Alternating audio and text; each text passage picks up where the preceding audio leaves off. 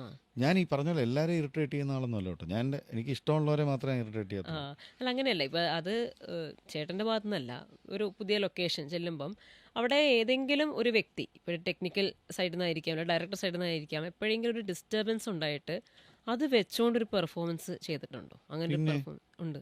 ഉണ്ട്. അത് ഭയങ്കരമായിട്ട് ബാധിച്ചിട്ടുണ്ടോ അവസാനം ഈ പെർഫോമൻസ് കണ്ടപ്പോൾ? ഓഹ് ഇല്ല, ഞാനന്ന് പെർഫോമൻസ് കണ്ടപ്പം എനിക്കങ്ങനെ മോശമായി എന്നൊന്നും നീ നന്നായി ഹാൻഡിൽ ചെയ്തല്ലോ എന്ന് എനിക്ക് എന്നോട് തന്നെ തോന്നി. തോന്നിയിട്ടുണ്ട്. ഉം ഉം ഉം.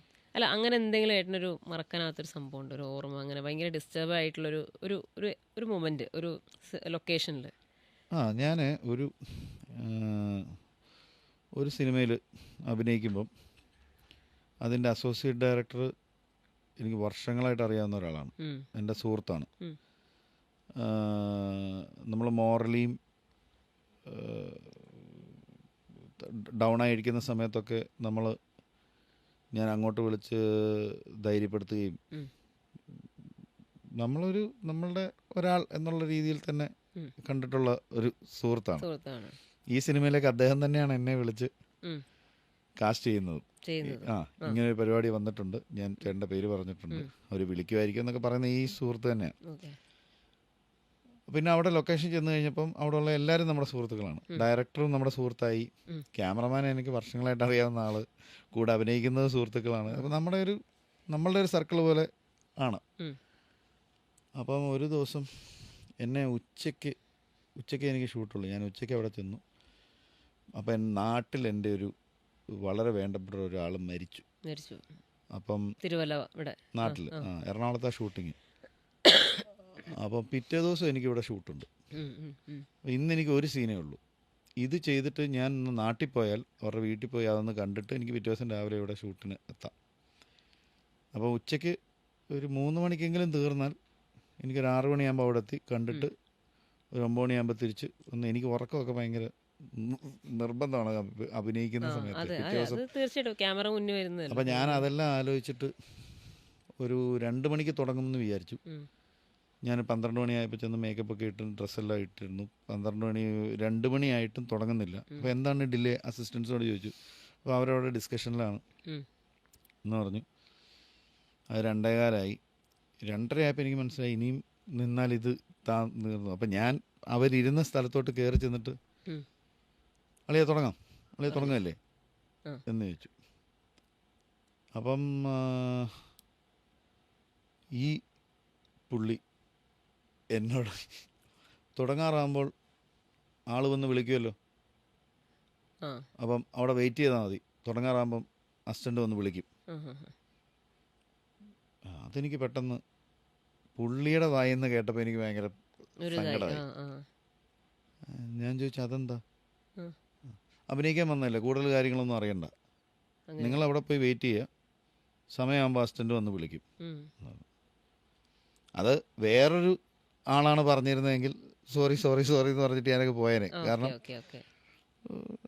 അയാൾ അങ്ങനെയല്ലല്ലോ ഒരാളോട് പറയേണ്ടത്.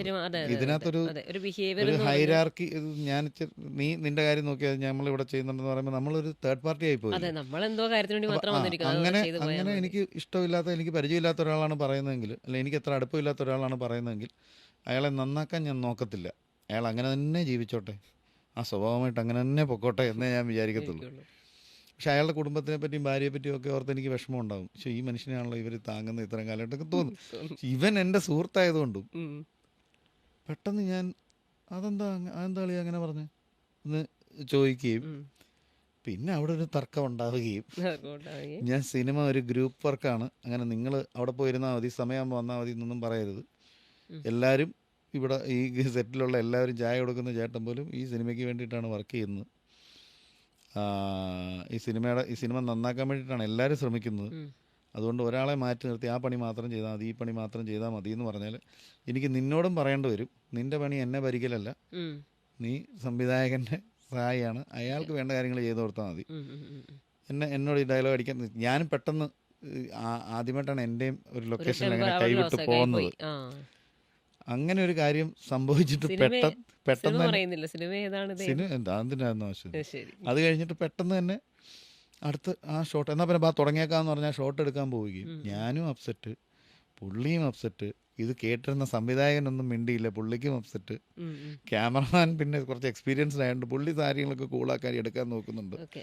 പക്ഷേ ഇതിന് ശേഷം ഈ സീൻ ചെയ്യേണ്ട വന്നല്ലോ. ഉം, ഉം. അന്ന് എനിക്ക് അന്ന് അത് ഇത് പിന്നെ എങ്ങനെ നമ്മൾ അതിന്റെ ഒരു ഇതിൽ ഇരിക്കണം നമ്മൾ മൊത്തത്തിൽ. വേറെ അതെ, അതെ. ഒന്നാമത്തെ പ്രശ്നം ഈ ആക്ടേഴ്സ് ലൊക്കേഷനിൽ വരുന്നത് മനുഷ്യരായിട്ടും അവിടെ വന്നതിന് ശേഷം കഥാപാത്രങ്ങളായിട്ടും മാറുകയാണ്. അപ്പം ഭയങ്കര ഫ്രജൈലാണ് ആക്ടേഴ്സ്. അവരുടെ കോൺസെൻട്രേഷൻ ഒന്നും ബ്രേക്ക് ചെയ്യരുത്, ഉം. കോൺഫിഡൻസ് ബ്രേക്ക് ചെയ്യരുത്. മനസ്സിലായി. അതെ. ഈ കോൺഫിഡൻസിലാണ് ഇയാൾ ഇത് ചെയ്തു പോകുന്നത്. ഉം. കാരണം ഇത്രയും ആൾക്കാർ ചുറ്റിനും നിൽക്കുന്നു, എല്ലാവരും നോക്കിക്കൊണ്ട് നിൽക്കുമ്പോൾ വേറൊരാളായിട്ട് മാറി ഉം. ഒരു പെർഫോമൻസ് ഡയലോഗ്സ് ഓർത്ത് പറഞ്ഞ് മൂവ്മെൻ്റ് ഓർത്ത് ലൈറ്റ്സ് ക്യാമറ എല്ലാം പൊസിഷൻസ് വെച്ചിട്ട്, അതെ. മാസ്ക് ഇതെല്ലാം ഓർത്ത് ഇതെല്ലാം ചിന്തിക്കുകയും വേണം, ആ കഥാപാത്രമായി നിൽക്കുകയും ചെയ്യണം, ആ കഥാപാത്രത്തിൻ്റെ മൈന്യൂട്ട് പരിപാടികളെല്ലാം എല്ലാം പിടിക്കുകയും ചെയ്യണം. ഇത്രയെല്ലാം ചെയ്യുന്ന ഒരാൾ ഇതെല്ലാം ചെയ്യുന്നത് അത് ആത്മവിശ്വാസത്തിൻ്റെ പുറത്താണ്. ഉം. അയാളുടെ ആത്മവിശ്വാസം ഒരിക്കലും കളയരുത്, ഡിസ്റ്റർബ് ചെയ്യരുത്. ഉം. അതുകൊണ്ടാണ് നമ്മൾ കണ്ടിട്ടുള്ള ലെജൻഡറി ഡയറക്ടേഴ്സ്, സീനിയർ ഡയറക്ടേഴ്സ് ഒന്നും ആക്ടേഴ്സിനെ കുറ്റം പറയുകയോ വഴക്ക് പറയുകയോ അങ്ങനെ ഒന്നും ചെയ്യാത്തത്. എപ്പോഴും പാമ്പർ ചെയ്ത് കംഫോർട്ട് ചെയ്ത് നിർത്തത്തുള്ളൂ. കാരണം ആ കോൺഫിഡൻസ് ആണ് അവരുടെ ഏറ്റവും നല്ല പെർഫോമൻസിനെ വെളിക്കൊണ്ടിരുന്നത്.